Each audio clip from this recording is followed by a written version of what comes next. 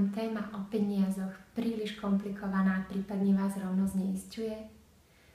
Asi závisí aj od toho, po akých informáciách siahneme.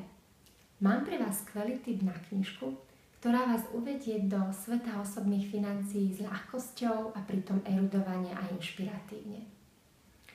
Roberta Kiyosakiho ako autora netreba nejak zvlášť predstavovať. Preslavila ho knižka Bohatý otec, chudobný otec, ktorá uviedla ľudí do obrazu, ako spravovať osobné financie.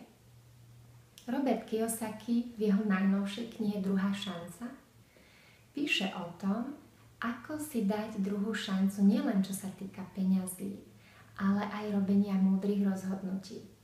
Múdrych rozhodnutí z pohľadu toho, aby sa naša kvalita života zvýšila, lebo tak sa vlastne zvýši aj celkové dobro v spoločnosti.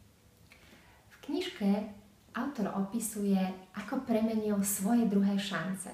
Deje sa to veľmi pútavým spôsobom na základe jeho príbehov, jeho takých tých osobných skúseností a série otázok a odpovedí, ako keby ste čítali napínavú reportáž.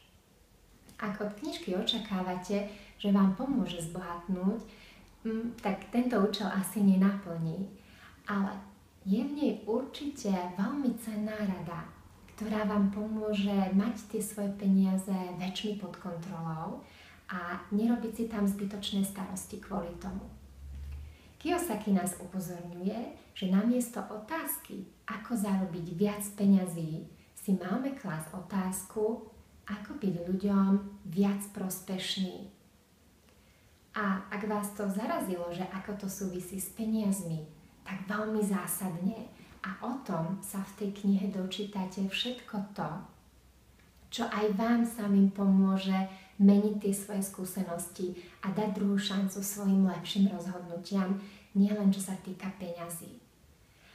A keďže tá knižka je objemnejšia a má takmer 400 strán, tak získate naozaj veľa takých aj užitočných, aj podnetných informácií, ktoré už len stačí premeniť a aplikačne využívať.